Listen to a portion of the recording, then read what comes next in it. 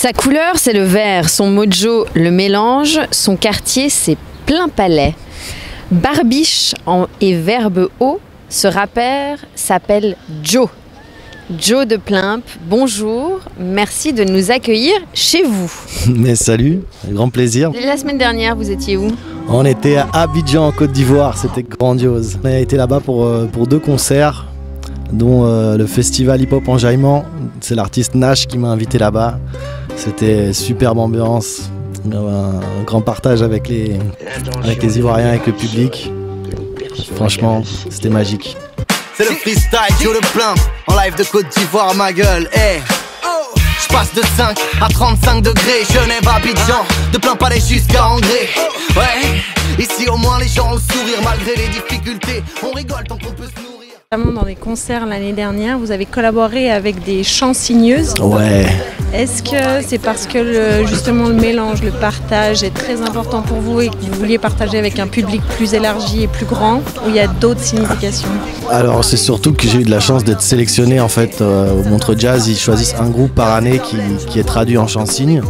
Et on a eu la chance qu'ils nous sélectionnent nous, donc nous c'était une aubaine et c'était un plaisir de pouvoir se dire qu'on allait chanter et être compris par des sourds et malentendants, donc c'était assez grandiose.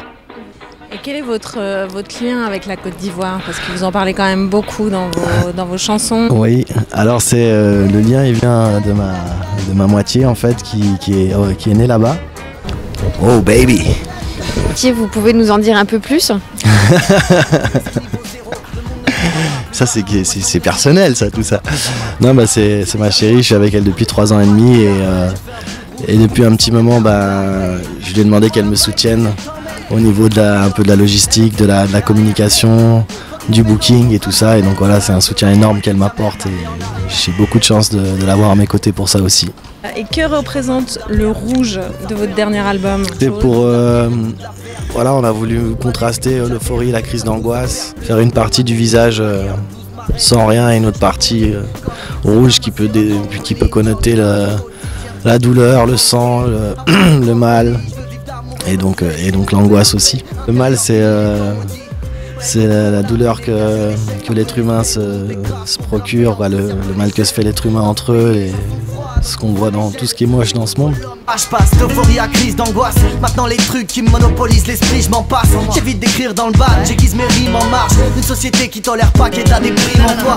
Moi je veux sortir de cette voie, de ces barrières qu'on se met. La preuve check, il t'a fait bouger la tête ce concert. Il faut que tu flaires le concept, il faudrait peut-être qu'on cède. Moi je veux des sourires sur les visages, plus à terme qu'on s'aime. Alors on a 3 dates de concert fin du mois d'août. On sera le 30 au Francomania de Bulle, le 31 si tout se passe bien à la plage de la Savonnière avec les TSHM, travailleurs sociaux hors mur, pour boucler un peu leur saison, pour un petit concert un peu intimiste.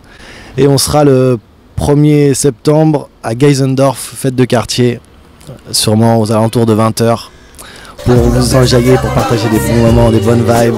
Yes, ça va être lourd. La nostalgie dans les cordes vocales. Et bientôt l'orage emporte nos calvaires. C'est le vert, la couleur que je préfère dans l'arc-en-ciel. Les yeux qui brillent remplis d'espoir quand on débarque sur scène.